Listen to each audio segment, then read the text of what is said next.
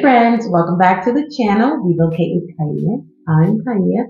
I provide online support via coaching / consulting with individuals, families, and employees living abroad. I provide them with relocation, country-specific resources, and on this channel, I share my own personal experience of moving from Philadelphia, Pennsylvania to Johannesburg, South Africa with my wonderful husband, Rich, and our beautiful daughter, Nina. So today is going to be a response video, I guess, in regards to or pertaining to the video interview or chat or conversation that I did with Eddie, the immigration consultant, and Rich and I are just going to share our thoughts and surprises based off of what Eddie had said. So Rich has recently listened to the interview, so it's fresh in his brain as far as what the conversation was. So I'm going to let him start. Well, thanks for that. Mm-hmm. So yeah, like just watching the conversation kind of brought me back to our entire process because we worked a lot with Eddie over a lot of time, taking several different paths to ultimately get to our final destination, which was the visa we actually obtained.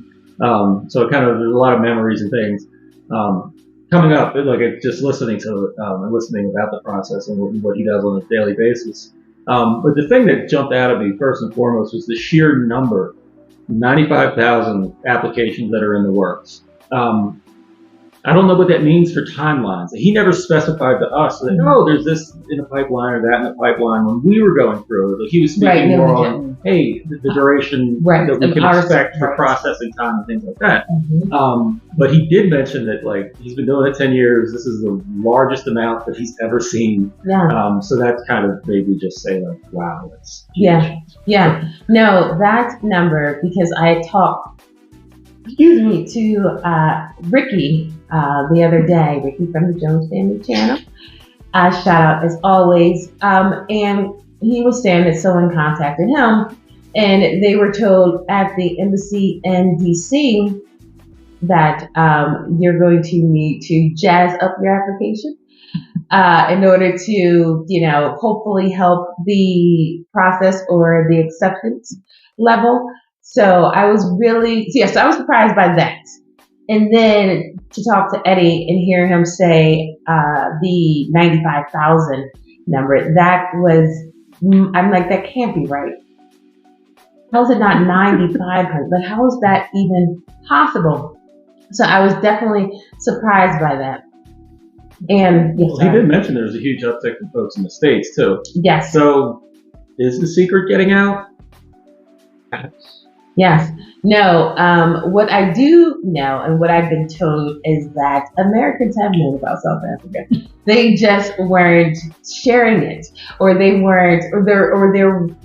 wasn't a platform that they can get on here to talk about. Like now there's YouTube and Instagram and all these other social media platforms that could counter what the narrative has been for Africa as a whole. Mainstream. But, right.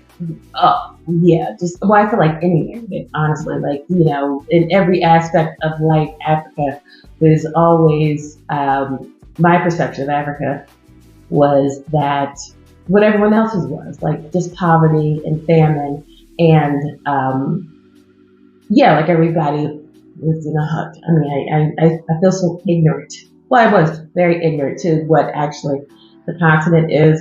But yeah, so I feel like people knew about South Africa. There just wasn't a platform or desire or will for people to share that information. I know there was a documentary that came out, I think, in 2008 that kind of gave you a glimpse into South Africa specifically. And then kind of from there, you have other really, really great YouTube channels like The Real South Africa and outside of Jones. Like all these other people are telling us, changing the narrative, they're telling America about what is here.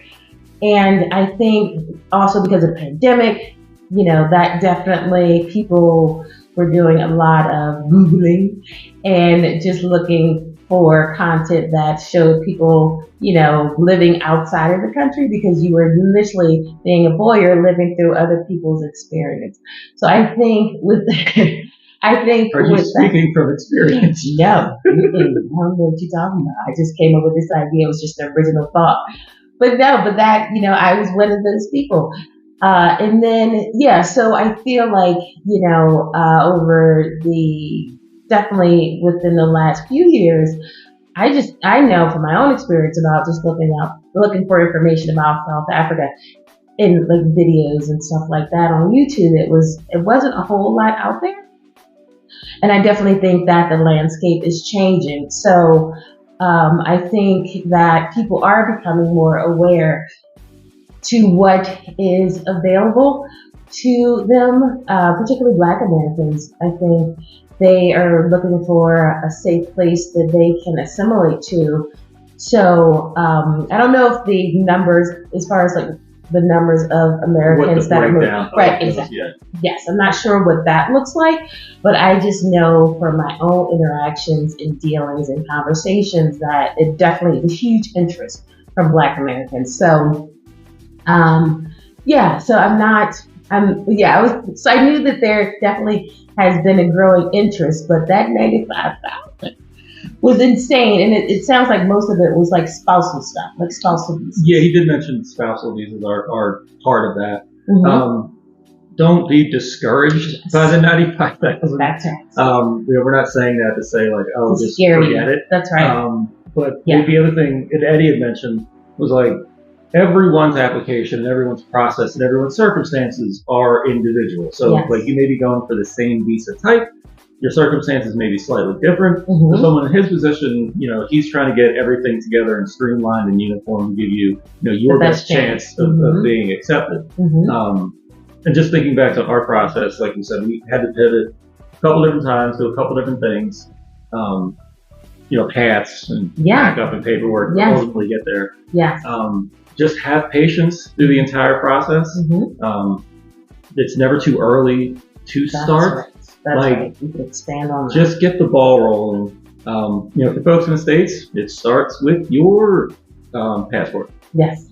We got delayed on one of our visits because we looked up and said, oh my goodness, our passports are expiring. We were stuck in the house. We didn't look for the passport for 2 years. So we had to get those renewed, which is a process in and of itself. Yes, there was a delay because there was a backup of people wanting to... On the U.S. side. Right, on the U.S. side. Yes, there was a huge delay during COVID. So that also postponed. How did we get 2.5 years out from moving here? The trip. Mm-hmm. And a lot of countries, just if you're visiting, if your passport's going to expire within 6 months or a year, they won't even let you in. So if you don't have a passport yet, go get one. If you do have one, check the date. Yes. And renew it if you have to. Yes. It'll start there. Because obviously you want to visit, before you move. At least most people, prefer to do that. Yes, I recommend it. Yeah. Mm-hmm. And as far as the visas, concerned, like do talk to someone knowledgeable on it. Do start to get all your ducks in a row with all the paperwork and documentation that you need to. And then even once you submit the application, you're approved. Like you were, you had. You're under I think you're going to say is like, hey, you're under no obligation to move the day you get approval. That's right. For the visa. So you can get a 1 year, 2 year, whatever. I think most cases is up to 4 years. Yeah, it's the max. Mm-hmm. But it starts the day that the embassy or, you're approved. That's right. But you don't need to move right then and there. Yes. So I like kind of keep that in mind. Yeah. No. I mean, it was like a hot potato in my hand. Like the second we got it, we're booking our flights, but we definitely were ready to go. So, but you don't. Like we have technically 4 years, or within that 4-year window to move. So, I think that lends itself to you can't start too early. Like you might eat up some of your time by having to push it off. But because there is a backlog, it definitely doesn't help to start too soon. So I definitely think that because you don't have to leave the country the second you get it in your hand. Yeah, don't feel obligated. Like, it's approved. I got to leave tomorrow. That's right. Yes. No, it's good for however long you applied for the date, for that window of time. Just open the options when you can. So, get all your paperwork together, get yourself situated to, prepare for the move. Mm-hmm. Once you get that, hey, that's an option. You have that in your pocket. Yes. Then you can move when you're ready. That's right. Yeah, exactly. Because I do find that sometimes, much like myself, people that are hurried to get here, there may be some issues with finding accommodations, and just take your time. What I know from personal experience, like once you have that visa, pretty much you're good to go with a lot of institutions like renting, banking, like all those things. Like once you have that, it definitely makes lining up everything else a whole lot easier. So so it's certainly something that you want to have in hand, but definitely take your time and prepare to leave the country. And don't worry about burning time on the front end. Mm-hmm. If you are approved and all of your backup stays the same, if you've got certain criteria coming in, like you can renew it based on that, your previous information, and you can do it from here. But yes, right. But like you're like, hey, all my stuff is good. Yeah. Here, it'll be good again. 99% of the time. Right. So, you could be confident that, if you reapply for the same visa while you're here, it'll go through and get approval. Exactly. Yeah. So if you're just like, so much time, 6 months, whatever, however long, if you are planning to renew, if nothing has really changed, change, exactly, and you can provide proof of the just updates on what they need, to their current requirements, because sometimes they change. Governments, it's a living, breathing thing. Like I said to Eddie, and if I could just reiterate on the one of the advantages of working with a consultant, and I'm not just plugging Eddie, but just an immigration consultant in general, is that what we found in our experience, like the reason we had to pivot was because Eddie was like, oh, they're denying these visas, so we're going to try something different. And it's like, you would not know that trying to do it on your own. And this just speaks to people that are doing something outside of like a retirement visa, that your proof of income is through a pension or the military. Like those seem to be fairly easy applications to process. But if you have something that's complicated, like with us, it was investment property, we had to do some twists and turns, and ultimately that's how we ended up. But we tried another way initially, and he was like, "Oh no, these ones aren't getting approved," and that's how we changed over to what we did. And he also had a backup plan to that plan. So working with somebody that knows the inner workings of home affairs definitely is so, I can't emphasize it enough to talk to somebody that knows the system and has a decent amount of experience in doing it. Because like I said, you don't know what your options are when you try to do it on your own. And I also took comfort in just being able to call Eddie. Even I just wanted to freak out with Eddie, what's going on? And he'll say, I don't know. And I'm like, okay. But he would also, keep us informed on, what's the latest, X, Y, and Z. Like we were really hoping the digital nomad visa, like that's how long, we've been in this. Like we were hoping at the height of the digital nomad visas that South Africa was going to, roll theirs out quickly. And that didn't happen, but he would just keep us, informed about that and any sort of changes like that. These are things that working with a consultant and not trying to do it on your own, if it's not a straight application, that'll help you with.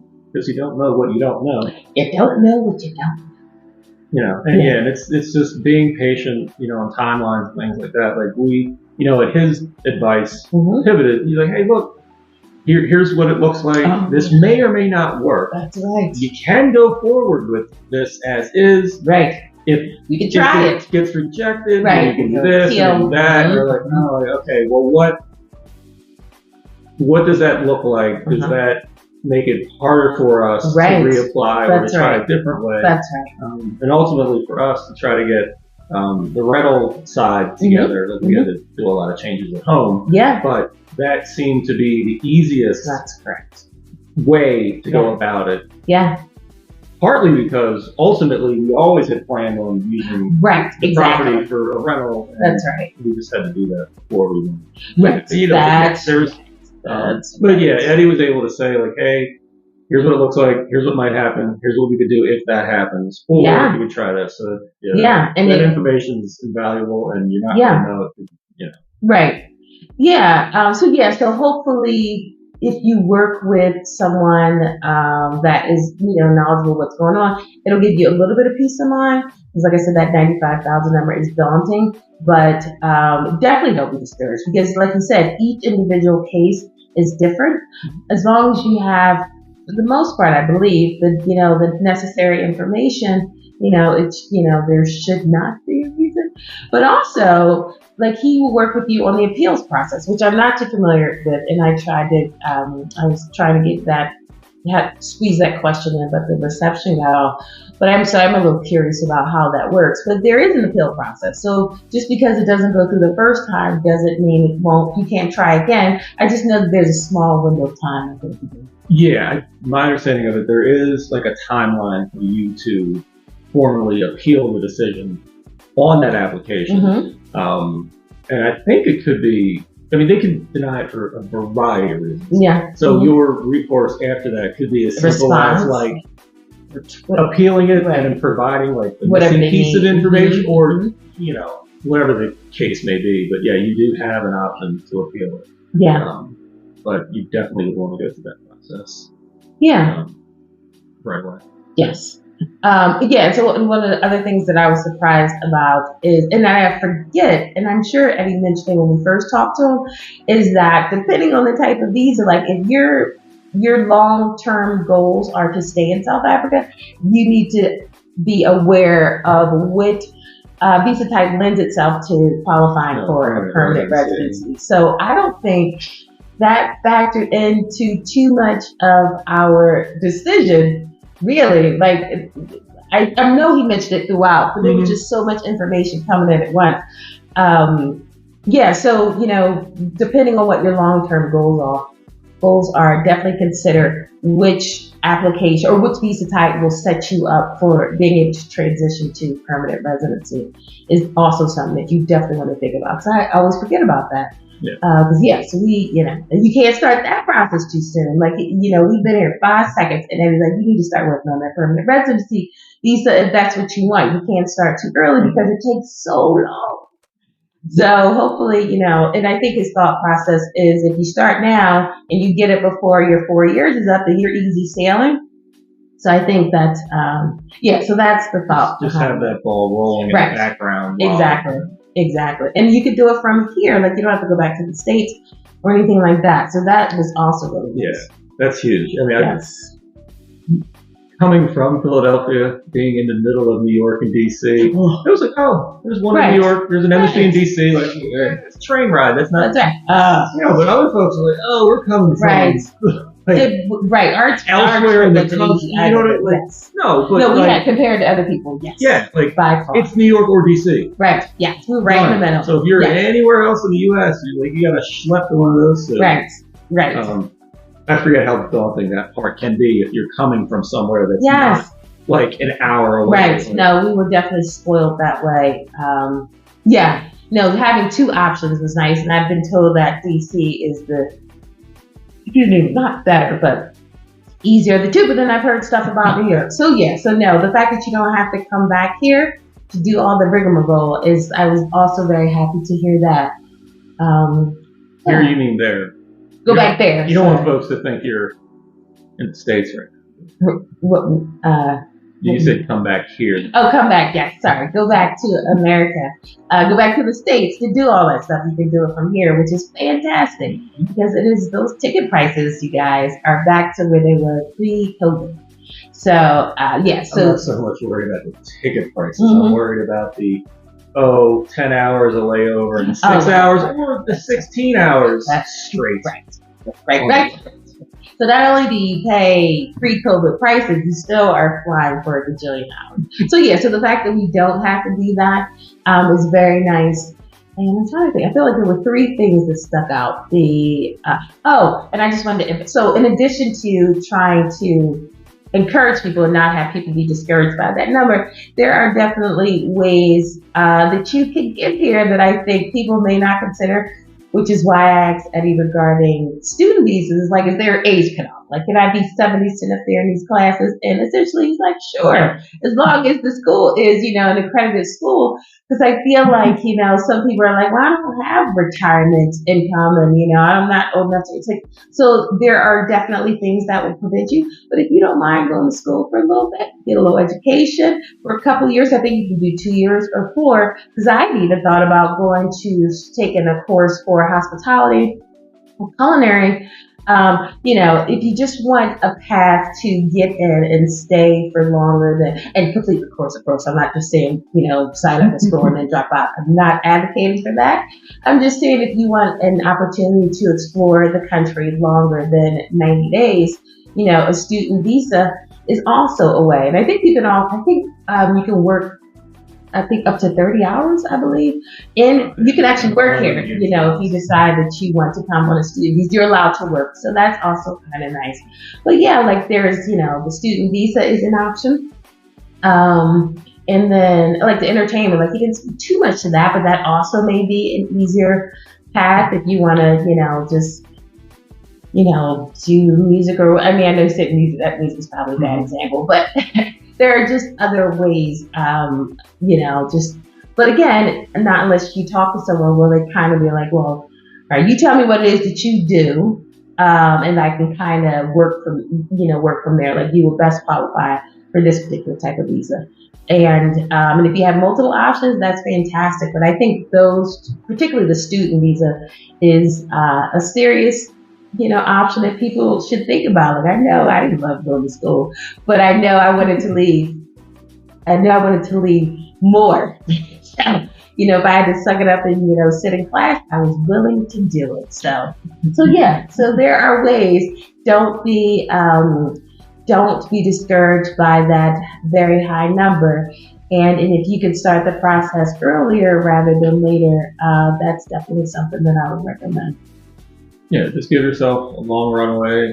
Yes. Have patience. Be flexible. Yes. Stuff may change. Oh, yes. Yeah. We literally had to change. I think we had 2 months because I was working on a ridiculous self-imposed timeline. But I essentially, once we realized we had to pivot, we moved out of our house in a month. So you don't gotta do all that. But just be prepared to make changes and know that it could be delayed because we were delayed by 8 months, almost 8 months, because we had to, try a different route. So yeah, just be flexible. Talk to someone here, an immigration person here, and be patient. And yeah, just start getting yourself ready. Like Rich said, that passport thing is huge. And because there is a lot of delays in America, you can't, on that end, you want to make sure that you have all the qualifications that you have control of. Yeah. So, and that passport definitely is, that's key. Yeah. Not only for your visit, but it's a part of the requirements for the applications as your ID and all that kind of stuff. Right. Exactly. Yeah. So, yeah. Can't get around it. Yeah. So there are things you can do, in preparation, but the more and more I talk to people, it's like as much as you want to do it, you have to figure out how you're going to do it because it really isn't that easy. Like I know other countries on the continent are a little easier, but speaking, and this is all pertaining to South Africa, it definitely is going to require some work and some due diligence. And, just like you would, I know moving to America is very difficult. We have a friend that's an immigration attorney, and yeah, it's very, very difficult. So why would the process be any different going somewhere else? Yeah, and being from the States, relative to some other countries, it does give you sort of a leg up, like it's, a better chance. But there's by no means an automatic, you're from the States. I mean, just roll out the red carpet and, welcome you in with the white glove. No. I think there are probably less hurdles. Just relative to some other Right, compared to other countries, yeah, like it may be, not right, exactly. Like it may require less documents or whatever, but by no means does that move you to the front of the line. So definitely don't get that.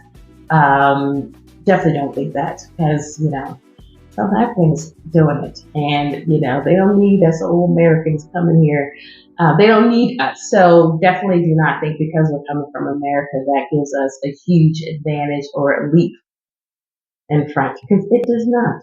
So that is it, you guys. I'm so glad you tuned in, or that you guys watch these videos and comment. If you have any comments on this video, please feel free to leave them. I don't think I have anything else to offer. Again, I'm always grateful that you guys watch, like, comment, and feel free to subscribe. I try to do videos, or we try to do videos twice a week, Tuesdays and Thursdays. But yeah, so definitely I appreciate it. I hope some of this information was helpful or even encouraging. I don't want to discourage anyone because I want as many Americans to come here as South Africa will allow. And speaking to my Black Americans, this is as close as we're going to get to Wakanda, you guys. So that's that on that. Rich, do you have anything? I don't know how to follow up the close to Wakanda comment. Yeah. So thanks for watching, and we'll see you guys soon. Okay.